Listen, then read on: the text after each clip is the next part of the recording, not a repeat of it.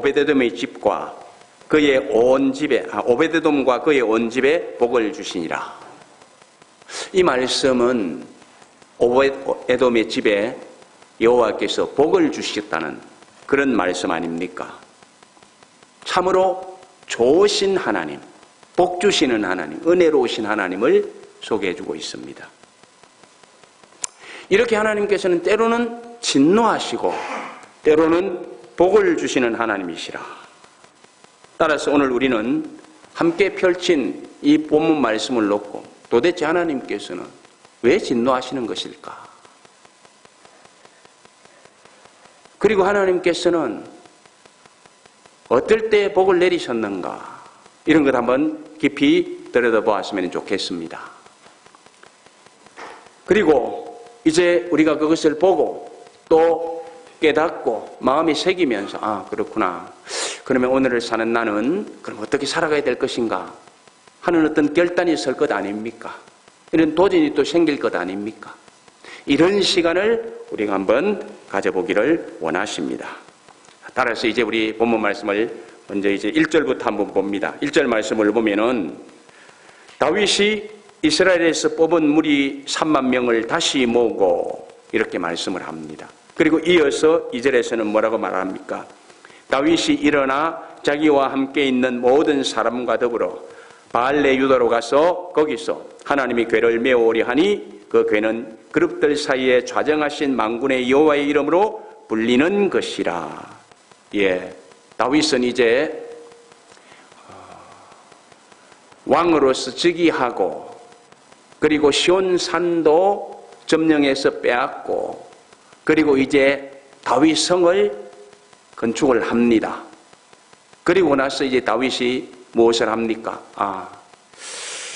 하나님의 궤를 메워와야 되겠다. 이런 생각을 이제 했다고 하는 것이죠. 여기서 말하는 하나님의 궤라는 것 아마 여러분들이 잘 알고 계시리라 믿습니다만은 조금 더 이렇게 설명을 하면은 여호와의 언약궤, 하나님의 법궤 등등으로 여러 가지로 이야기를 해주고 있죠. 이 언약궤는 하나님의 임재를 상징하는 것이지요. 그래서 항상 어디다 두느냐 하면은 지성소, 어느 누구나 함부로 출입할 수 없는 휘장으로 막아놓았던 그 지성소 안에 이제 두었던 것을 우리가 볼 수가 있습니다. 그리고 이제 그 하나님의 궤 안에는 3가지가 들어있었다는 것 우리 알죠? 한 번 더 확인해 볼까요? 히브리서 9장 4절 말씀에서 보시면은 그 안에는 3가지가 들어있었는데 뭡니까? 만나를 담은 금 항아리, 그리고 아론의 쌍난 지팡이, 그리고 10계명이 기록되어 있던 2돌판, 이 3가지가 이제 하나님의 궤 안에 이렇게 들어 있었다는 것을 성경은 이야기해 주고 있습니다. 그리고 이제 그 하나님의 궤, 이 법궤, 언약궤는 어떻게 해서 이제 이동을 시키느냐면은 항상 메어서 이동을 시킵니다. 그러기 위해서는 그 궤에다가 이제 항상 무엇을 달아두느냐면은 아카시아로 된 이런 이제 이 장대를 달아가지고 항상 끼워두고 있습니다. 그래가지고 그 궤를 옮길 때는 사람들이 만져서 옮기는 것이 아니고 그냥 그 채만 들고 아카시아 그 기둥으로 된 채만 4사람이 들겠죠, 그죠? 들고 이렇게 이동했던 것을 봅니다. 그래서 그 궤는 그 채는 빼놓지 않고 그냥 그대로 항상 두는 거예요. 지성소 안에 이렇게 이제 안치해 둘 때에도 그 궤는 그냥 항상 그 채를 끼워서 그렇게 두고 옮길 때도 그냥 그 채만 들고 옮기도록 되어 있었습니다. 만약에 그렇지 않으면 누군가가 그 하나님의 궤에 손을 댔다. 그러면 하나님께서 죽인다고 말씀하셨습니다. 그러니까 늘 그죠? 옮길 때는 절대로 만지면 안 되고 그냥 채만 들고 이렇게 움직이면 됐던 것을 볼 수가 있습니다. 그런데 이런 하나님의 이제 궤가 하나님의 임재를 상징하는 그 궤가 한동안 바알레 유다라는 곳에 방치되어 있었습니다. 그 경위를 잠깐 우리가 이제 살피면 이렇습니다. 이스라엘 백성들이 이제 출애굽에서 올 때에 하나님의 교회를 만들었잖아요. 그죠? 하나님의 말씀에 따라서. 그래가지고 이제 가나안으로 들어왔습니다. 가나안으로 들어와가지고 이제 이스라엘 백성들이 정착할 때마다 하나님의 교회를 이제 두지요. 그러다가 시간이 흐르면서 이제 가나안 땅에서 이스라엘 백성들하고 블레셋 사람들하고 전쟁이 막 일어납니다. 그런 가운데서 이 엘리가 제사장으로 있을 때에 그 엘리의 두 아들이 홈니와 비느하스죠. 그 두 아들 제사장이 이제 블레셋과 싸우면서 이런 생각합니다. 야, 우리가 블레셋과 싸울 때 이건 쉽게 이기는 방법이 없나? 아, 그렇지. 하나님이 함께 해주시면 이길 수 있겠지. 그러면 어떻게 할까? 하나님의 임재를 상징하는 그 하나님의 궤를 그냥 우리 전쟁터에 메고 가자. 그럼 거기 하나님이 계시니까 우리가 블레셋과 싸우면 이기지 않겠는가? 그런 발상을 가지고 사람들을 실로에 보내서 실로에 있던 하나님의 궤를 메어가지고 와서 이제 전쟁을 하게 됩니다. 그 전투가 벌어진 곳을 성경은 아벡이라 이렇게 불러주고 있죠. 그 아벡 전투에서 법궤를 갖다 놓고 싸웁니다. 그런데 결과는 어떻게 됐습니까? 홈니와 비느하스 생각처럼 전쟁이 이긴 것이 아니고 아주 대패를 하죠. 그런 가운데서 홈니와 비느하스도 전사를 합니다. 그리고 그 하나님의 법궤도 블레셋에게 빼앗겨버립니다. 물론 그 법궤를 빼앗아간 그 블레셋의 하나님이 엄청난 재앙을 내리죠. 그래가지고 블레셋 사람들이 이곳에 재앙을 내리니까 저쪽으로 옮기면 괜찮을까? 옮기면 괜찮을까? 가는 곳마다 재앙이 있으니까 어떻게 합니까? 안 되겠다. 이 하나님의 교회 다시 돌려보내자.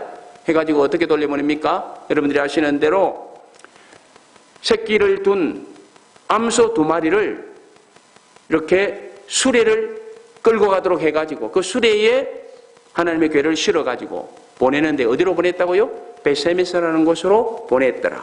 성경은 이렇게 이야기를 하고 있습니다. 자, 베세메스로 그 하나님의 교회가 오니까 이 베세메스 사는 사람들이 뭔가 이상한 것이 소 2마리가 끌고 왔잖아요. 그래서 그것을 들여다보았다고 합니다. 만졌는지도 모르겠습니다. 그랬을 때에 어떤 일이 일어났습니까? 분명히 하나님께서 말씀해 놓았잖아요. 들여다봐도 안 되고 만져도 안 된다. 그렇기 때문에 이 베세메스 사람들은 그냥 좀 부주의한 아니면 호기심 때문에 아니면 하나님 말씀을 잘 몰랐기 때문에 어떤 연유에서인지는 모르겠습니다만은 하나님이 금하신 그 일을 함으로 인해 가지고 엄청난 사람들이 죽임을 당했습니다. 그러면 생각해보세요. 얼마나 놀랬겠습니까? 그러니까 이 베세메스 사람들이 어떻게 하느냐면은 이 기랏 여아림이라고 하는 곳에 있는 사람들에게 사람들을 보냅니다. 이 교회 빨리 당신들이 와서 가져가십시오. 거기 있는 사람들을 불러서 그 교회를 가져가게 만듭니다. 왜 그랬는지에 대해서는 구체적으로 알 수가 없습니다. 그러나 분명한 것은 이 오베데돔의 사람들은 어떻게 했어요? 그걸 감당할 수가 없잖아요. 무섭기도 하고. 그러니까 빨리 다른 곳으로 옮겨왔으면 좋겠다라는 거죠. 그런데 이 기랏 여아림 사람들은 그 교회를 자기네들이 있는 곳으로 옮겨갑니다. 그래가지고 이제 옮겨간 지 20년이 지나게 됩니다. 사무엘상 6장 21절 말씀 보시면은 그렇게 말씀하죠.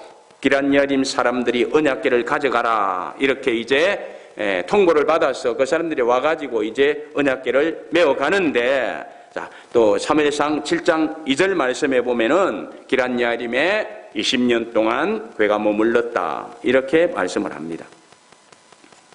자, 그런데 이제 오늘 우리가 보았던 2절 다시 한번 볼까요? 보면은 하나님의 언약궤가 보존되어 있는 장소를 바알레 유다라고 합니다.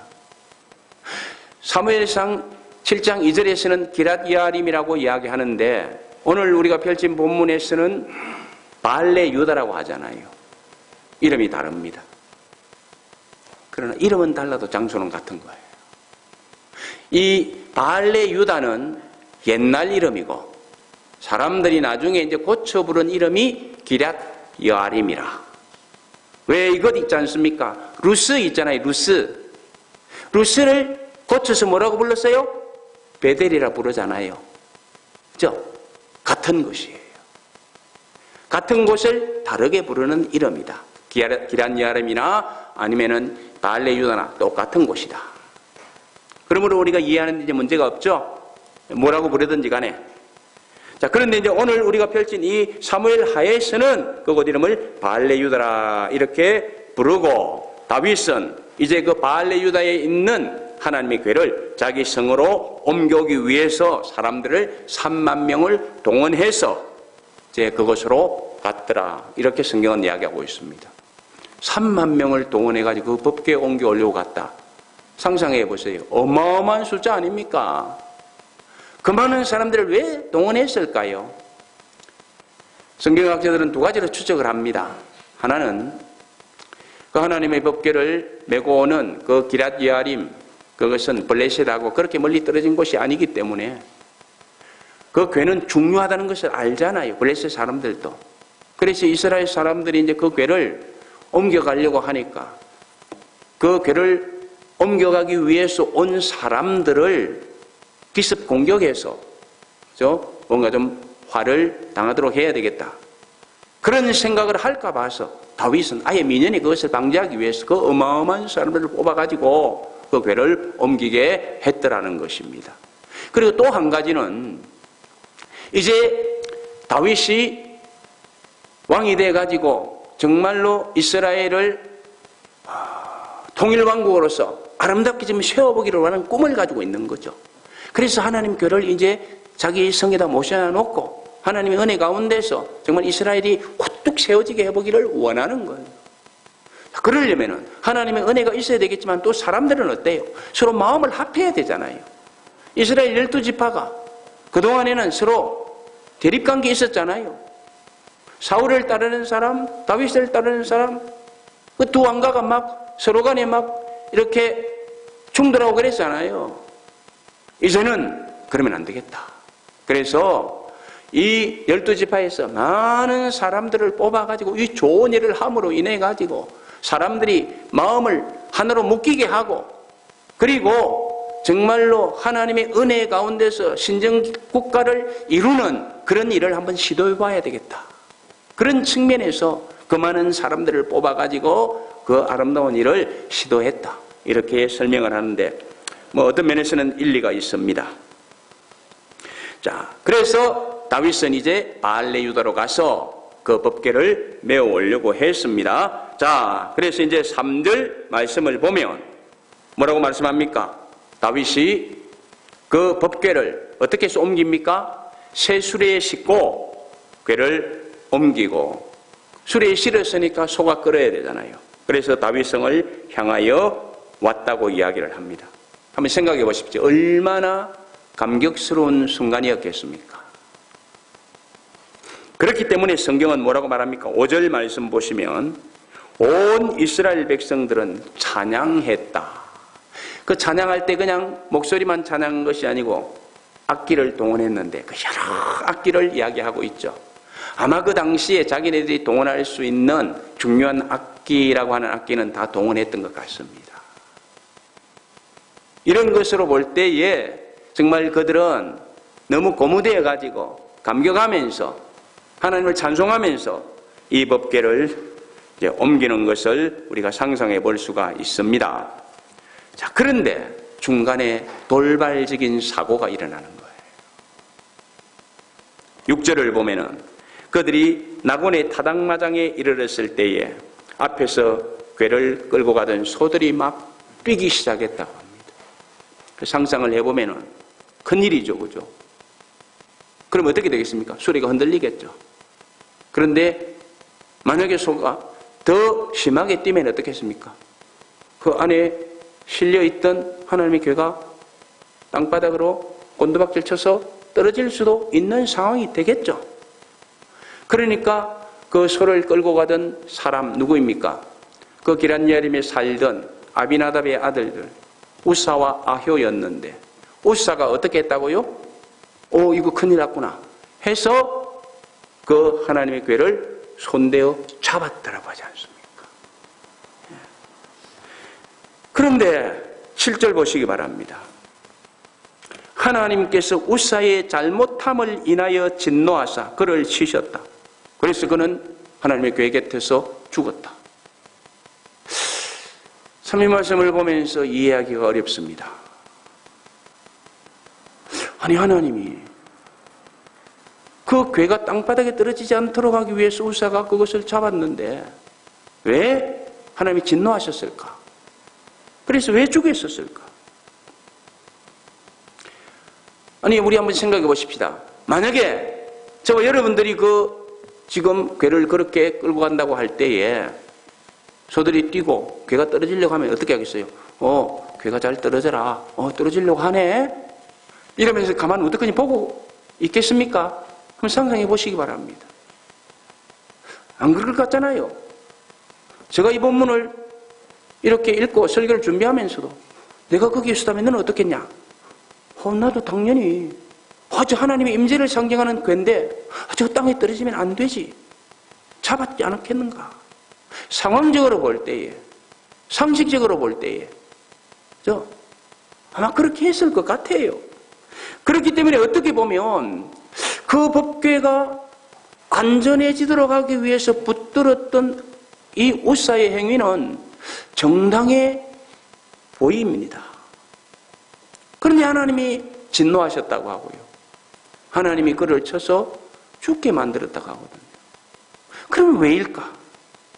우리의 생각, 그 상황 윤리, 그것과 아니면 왜 그런가 따져보는 그런 질문, 이게 필요하잖아요. 그 이유는 이렇게 풀 수가 있습니다. 하나님이 말씀해 놓으셨더라. 어떻게? 만지지 마라. 들여다보지 말라. 만약에 그렇게 하면 그것은 신성모독을 하는 행위이고 하나님 앞에서 범죄하는 행위이다. 이게 하나님의 말씀인 거죠. 민수기 4장 15절 말씀을 보면은요, 아까도 말씀드린 것처럼 법궤를 메고 다니는 사람은 누가 메어냐면은 고핫 자손들이 메어야 됩니다. 고핫 자손들이 메는데 이 법궤를 메는 그 제사장들이라고 할지라도 만져서는 안 된다고 되어 있어요. 들여다보아서는 안 된다고 되어 있어요. 민수기 4장 20절 말씀에서 보면은 하나님의 영광의 상징인 지성문들을 잠시 보는 것도 허용이 안 됩니다. 들여다보면 어떻게 한다고요? 하나님께서 죽는다고 경고하고 있는 것을 볼 수가 있습니다. 보아도 안 되는데 우사는 그것을 손으로 잡고 만졌더라는 것이죠. 그렇기 때문에 하나님께서는 진노하셨더라는 거죠.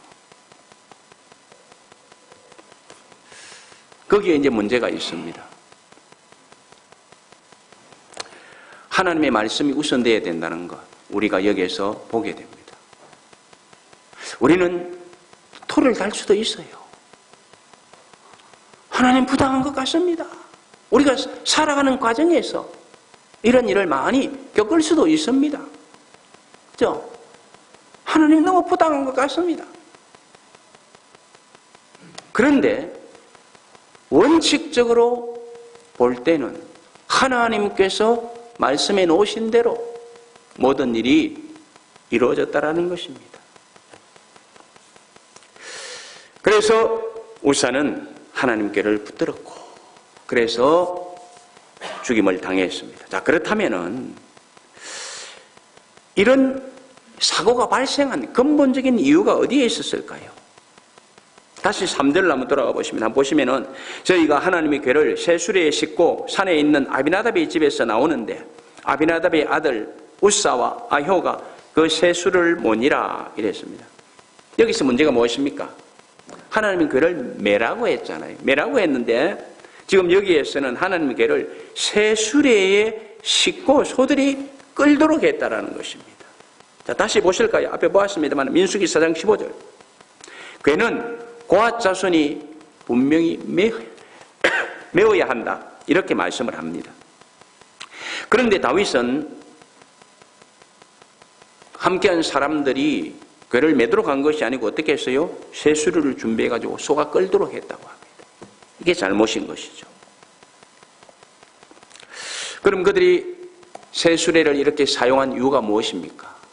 앞에서 우리가 생각해 봤지만 블레셋이 사용한 방법을 본받은 것입니다. 사무엘상 6장 7절 말씀에서 보면은 분명히 블레셋 사람들은 어떻게 했습니까? 쇠수레를 만들어 가지고 거기에 실어서 궤를 돌려보내어 베세메스로 보냈다. 이렇게 말씀을 합니다. 그런데 지금 다윗과 함께한 사람들도 이 방법을 사용했더라는 것입니다. 그러나 이 방법은 하나님이 말씀해 주신 방법이 아니잖아요. 이 방법은 하나님을 모르는 이방 사람들, 저 복술가들, 그죠? 저 주술가들의 방법 아닙니까? 저들은 하나님에 대해서 무지한 사람들입니다. 저들은 하나님을 믿지도 않는 사람들입니다. 그러므로 그들은 자기네들 생각대로, 자기네들의 방법대로 살아가는 사람들이었습니다. 그러므로 그들은 궤를 메워야 하는지 뭐 어떻게 해야 되는지 알 길이 없잖아요. 그러니까 자기들의 방법대로 쇠수레 만들어가지고 보내야 되겠다 해가지고 그냥 수레에 싣고 보냈더라는 것입니다. 그러나 이스라엘은 누구입니까? 이스라엘은 하나님을 아는 사람들이잖아요. 하나님 아는 사람들입니다. 이스라엘들은 하나님이 주신 말씀을 가지고 있는 사람들이에요. 적어도 이 법궤에 대해서는 몇 번은 들어보았을 사람들입니다. 아니, 알고 있었던 사람들이에요. 그래서요, 다윗은 사람들을 데리고 하나님께를 옮겨오기 위해서 갈 때는 어떤 생각을 가지고 갔다고요? 하나님의 궤를 메어오기 위해서 그 사람들을 데리고 갔다. 분명히 메어오려고 했다고 이야기를 합니다. 알고 있는 거예요. 2절 보실까요? 2절 보시면은 그들은 분명히 궤를 메어오기 위해서 그쪽으로 출발해서 갔습니다. 그런데 나중에는 그 마음을 바꿔버렸어요.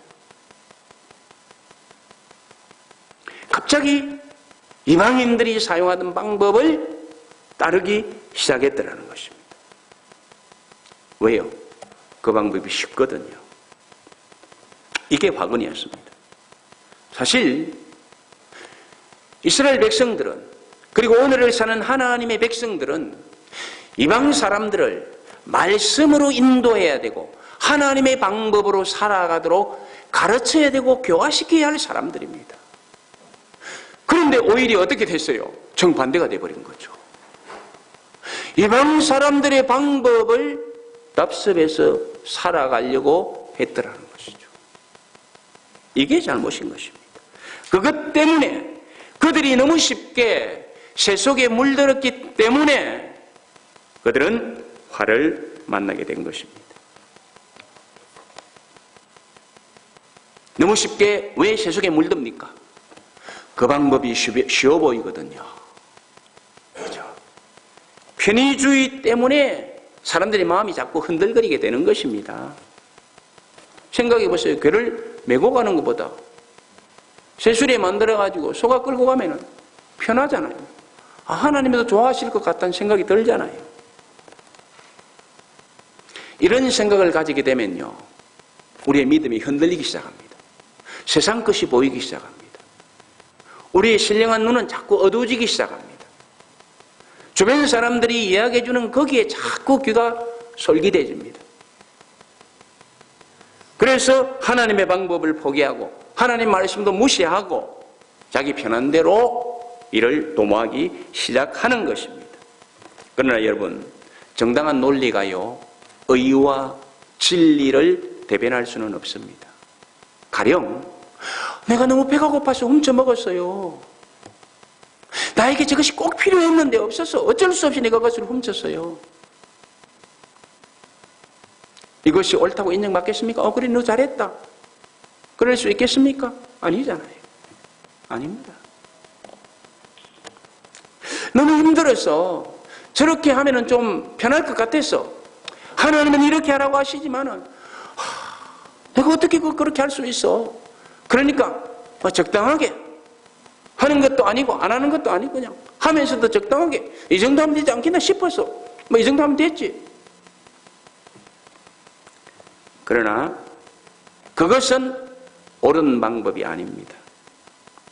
하나님께서는 궤를 매는 것도 마찬가지예요. 언제든지 궤를 매라. 그렇게 말씀하셨거든요. 만지지 말아라. 들여다보지 말아라. 분명하게 선을 그어놓아서 이야기를 했습니다. 그런데 사람들은 편의에 마음이 끌리니까 그냥 그대로 행하는 것입니다. 그러다가 문제가 생기는 것입니다. 오늘을 사는 우리도요, 이런 유혹을 얼마든지 받을 수가 있어요. 세상에 나가서 길을 딱 열면은 어떤 소리가 들립니까? 이 좋은 세상에서 어떻게 그렇게 예수 믿는다고 고리타분하게 살고 있지? 아니, 지금 같은 세상에서 정말 저 기독교인들이 말하는 그런 말, 정말 너무 웃기는 말인데, 아니, 예수가 십자가에서 사람들의 죄를 대속하기 위해서 죽었다는 이야기, 아니, 그리고 죽음에서 살아났다는 이야기, 도대체 있을 수 있는 이야기야? 너무나도 황당한 이야기지. 제가 며칠 전에요, 놀랬는데, 우리 동문 목사님입니다. 그래도 우리, 죄송합니다만은, 총신대는 보수라고 이야기를 하잖아요. 그런데 어떤 동문 목사가요, 올렸어요. 세상의 모든 역사는 우연이고, 신앙이라는 것은 없습니다. 제가 잘 아는 목사예요. 너무 충격을 받아가지고.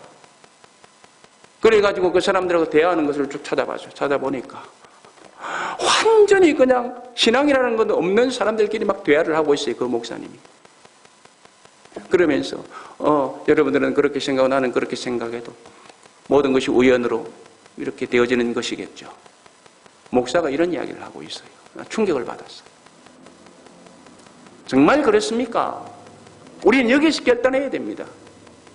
정말 이 세상의 역사는 우연인가? 아니면 하나님의 섭리인가?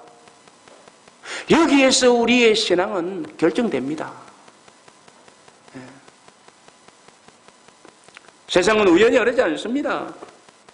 하나님의 모든 것을 간섭하시고 섭리하신다고요. 그런데 사람들은 유혹합니다. 이 좋은 세상에서 세상이 그렇게 살아가는 거 얼마나 가련하고 불쌍하냐. 정말로 우리가 예수 믿으면서 믿음 생활을 하려는 것이 가련하고 불쌍한 삶입니까? 아니잖아요. 소망이 넘치잖아요. 미래가 보장되잖아요. 그 무엇과도 바꿀 수 없는 그런 믿음의 삶을 우리가 지금 살아가고 있잖아요. 그런데 그렇게 살면서도 사람들이 잘못해가지고 유혹에 빠지고 함정에 빠지고 그걸 놓쳐버리는 경우가 있더라고요. 그렇게 살아서는 안 되는 것입니다. 물론 하나님 방법대로 살아가려면 힘들고 어렵습니다. 힘들고 어려워요. 때로는 하나님의 원망스럽기도 해요. 그런 경우 있지 않습니까? 그때는 내 믿음이 이제 쭉 떨어질 때.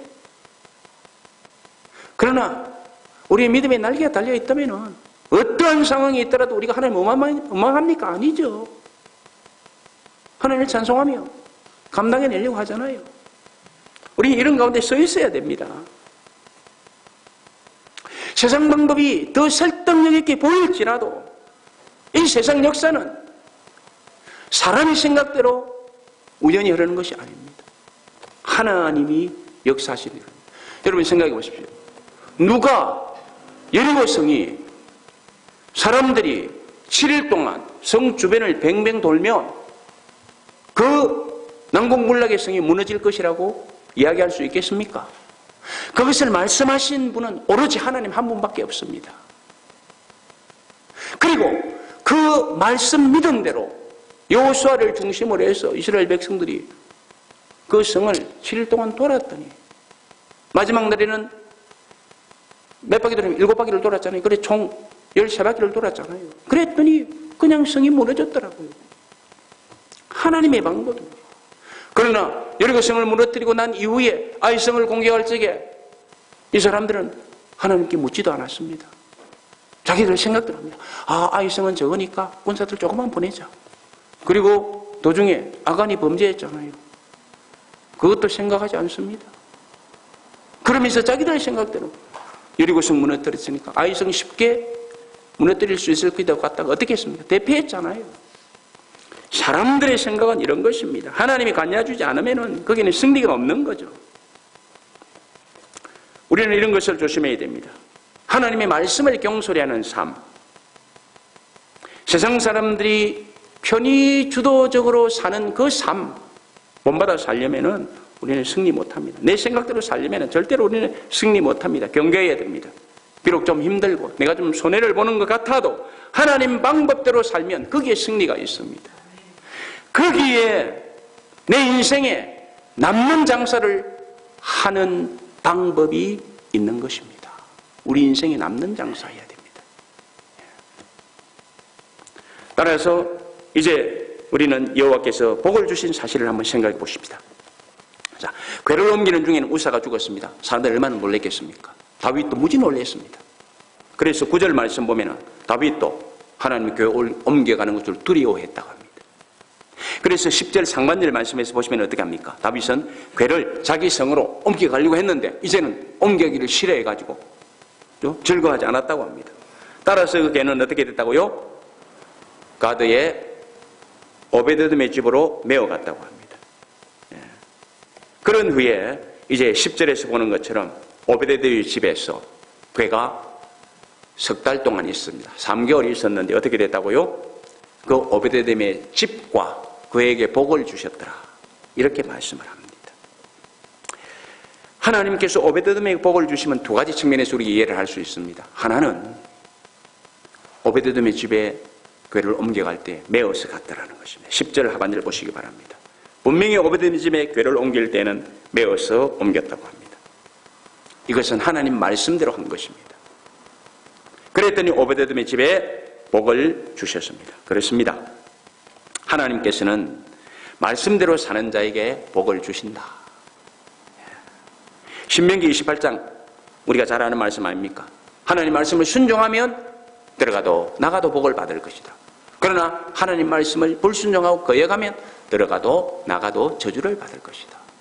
분명하게 가르쳐주고 있습니다. 아까 우리 가나 혼집에서 물이 포도주가 된 사건 찬양했죠. 거기도 순종으로 일어난 기적 사건 아닙니까? 네, 그렇습니다. 베드로가 밤이 새도록 고기 한 마리 못 잡았지만은 예수님께서 깊은 들어가서 그물 내리라. 그때 베드로가 한 말 뭡니까? 주여 내가 잡은 것이 없지만은 주님께서 그렇게 말씀하시니 그 말씀에 순종해서 내가 나가서 그물 내리겠습니다. 그랬더니 어떻게 됐어요? 아무것도 못 잡았던 베드로가 2배가 만선하는 기적의 축복을 얻었던 것을 볼 수가 있습니다. 말씀대로 사는 것이 중요하다. 그러나 말씀대로 산다는 것 쉬운 것 아닙니다. 우리에게는 계산이 있어요. 생각이 있어요. 이성이 있어요. 사람들이 자꾸 해주는 이야기가 들려요. 그러므로 우리가 말씀대로 산다는 것은 힘듭니다. 여기 힘든다는 것은 육체적인 힘든 것만을 이야기하는 것이 아닙니다. 우리가 말씀대로 육체적으로 힘들어요. 그러나 그보다 더 힘든 게 뭡니까? 내 생각을 깨뜨려야 돼요. 내 상식을 내려놓아야 돼요. 지식을 내려놓아야 돼요. 세상 사람들이 들려주는 그 이야기 안 듣기 위해서 네 귀를 닫아야 돼요. 심지어는 내 자아를 깨뜨려야 돼요. 이게 쉬운 것입니까? 어렵습니다. 그렇기 때문에 우리가 말씀대로 산다는 것은 어렵지만은 그러나 말씀대로 살면 하나님이 그 사람에게 은혜와 복을 주신다는 것입니다.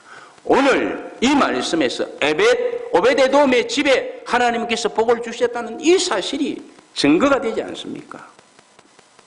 그리고 또 한 가지 오베데돔의 집이 복을 받은 것은 사람들이 피하고 쉬쉬하고 꺼려하고 하는 일, 굳은 일, 이것을 감당할 때 이 오베데돔 가족은 복을 받았더라. 자, 우사가 죽는 사건이 일어났어요. 다윗도 궤를 메어가려고 3만 명을 동원했다가 이제는 안 메어가려고 합니다. 그러면 어떻게 해야 됩니까? 이 궤를 그냥 거기다 방치해 놓아야 됩니까? 우리가 무슨 일을 하다 보면 힘들고 어려운 일이 있으면 다 사람들이 뒷구멍이 치고 쉬쉬하고 할 때에 어떻게 해야 됩니까? 난감하죠. 그런 난감한 일이 있을 때 나섰던 사람이 누구입니까? 오베데돔입니다.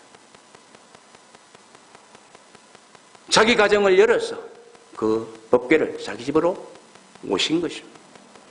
하나님이 그것을 기쁘게 보시지 않을 수가 없는 것입니다. 사람들이 꺼려하고 사람들이 주저주저하고 다 뒷걸음질 치고 있을 때 앞장서서 이건 내가 책임지겠습니다 라고 했던 오베데돔, 하나님께서 복을 주셨습니다. 사실 이 세상에서 많은 사람들이 좋은 일에는 앞다투어서 함께 하려고 합니다. 자기 이름이 좀 뭔가 빛나고 자기에게 좀 유익이 돌아왔다 싶은 일은 막 앞다투어서 거기에 대열에 휩싸이려고 합니다. 그렇지 않습니까? 그런데 힘들고 어려운 일, 거추장스러운 일, 거기에 대해서는 누구나 다 주저주저합니다. 저 혼자만의 생각일까요? 여러분들은 그런 생각이 안 듭니까? 솔직히. 그러나 그때 우리는 결단해야 됩니다. 그때 오베데돔은 그때 결단했어요. 그것을 하나님께서는 귀하게 보신 것입니다. 그래서 그 괴가요, 아비나답의 집에서는 20년 있어도 복받다는 이야기 없어요. 오히려 그 아들들은 죽었어요. 그러나 오베데돔의 집에는 3개월 동안 있었어요. 그 짧은 기간이었지만 하나님께서 복 주셨다고 말씀합니다. 그리고 그 복 주었다는 소문이 퍼지기 시작합니다. 12절 보시기 바랍니다. 그 소문을 누가 듣습니까? 다윗도 듣습니다. 그래서 다윗은 그 궤를 옮겨 올려고 했다고 실패하고 이제는 안 옮겨가 했는데 이제 오베데돔의 집에 복을 주셨다는 이야기를 들으니까 다시 어때요? 도전을 받잖아요. 그래서 다시 다윗이 그 궤를 메어 오려고 하는 것입니다. 결론입니다. 하나님의 은혜와 복을 누리는 그런 사람들은 참으로 복된 사람들입니다. 하나님은 그런 복을 주십니다. 그러나 때로는 하나님이 진노하시기도 하십니다. 왜 그렇습니까? 하나님은 죄에 대해서는 분명히 공의를 행하시기 때문입니다. 그렇다면 우리는 지금 주변을 한번 돌아보십시오. 주변을 돌아보면 어때요? 많은 사람들이 하나님 말씀에 불순종하고 하나님을 노엽게 하는 그런 삶을 살아가고 있는 것을 우리가 봅니다. 분명히 성경은 이야기합니다. 순종이 제사보다 낫고 듣는 것이 수양이 기름보다 낫다고 이야기를 하잖아요. 그런데 사람들은 마음이 완고해서 하나님이 복음으로 부르시는 소리 들으려고도 하지 않습니다. 믿으면 구원 얻는다고 이 아름다운 복음을 외치고 있는데도 거기에 귀를 기울이려고 하지 않습니다. 하나님이 부탁해 놓으시고 명령해 놓으시고 그들을 위해서 복된 말씀으로 선언해 주시는 것도 들으려고 하지도 않습니다. 이런 자들의 최후는 어떻게 되겠습니까? 노아 시대 때에 홍수로 의해서 망한 사람들 같이 그런 길 갈 수밖에 없잖아요. 롯의 때와 같이 진리를 농담으로 여기다가 변을 당했던 그런 결과를 초래할 수밖에 없잖아요. 그리고 오늘 우리가 보았던 우사처럼 하나님의 진노를 살 수밖에 없는 것입니다. 그러나 우리는 그렇게 살아서는 안 되겠죠. 뿐만 아니라 우리가 그렇게 살아서 안 될 뿐만 아니라 어떻게 해야 됩니까? 지금 그렇게 살아가는 사람들을 구출해내야 되잖아요. 그냥 방치해둘 수 없잖아요. 이게 하나님의 선하신 뜻이고 우리를 부르신 사명 아닙니까? 그러므로 우리가 먼저 하나님의 은혜 가운데서 복을 누리면서 그들도 우리가 누리는 이 복으로 끌어들여야 되는 것이에요. 그래 하나님의 진노를 피하도록 해주어야 되는 것이죠. 그러기 위해서는 우리가 하나님의 은혜와 복을 누리는 주인공들이 되어야 됩니다. 그래야 그들을 설득할 수 있어요. 보세요. 오베데돔의 집에 복을 받았기 때문에 그 소식을 다윗이 듣고 다윗도 다시 또 궤 메어 오야지 이렇게 이야기하잖아요. 도전을 주고 설득을 해야 되는 것입니다. 하나님께서는 우리에게 그 사명을 감당하기 위해서 먼저 불러주신 것이에요. 그러나 부름받지 못한 사람들은 지금 어떻습니까? 멸망의 길로 가고 있습니다. 하나님의 진노를 살 그런 길로 가고 있는 거예요. 우리가 그들에게 도전을 주십시다. 그래서 그들을 이끌어내어서 우리 하나님이 더 크게 영광 받으시는 그런 일들을 해낸다면 우리는 하나님 앞에서 정말로 존귀한 자들로서 살아가는 사람들 아니겠습니까? 이런 삶을 살아내실 수 있는 저와 여러분들이 되시기를 주님의 이름으로 축복합니다. 우리 기도하십시오.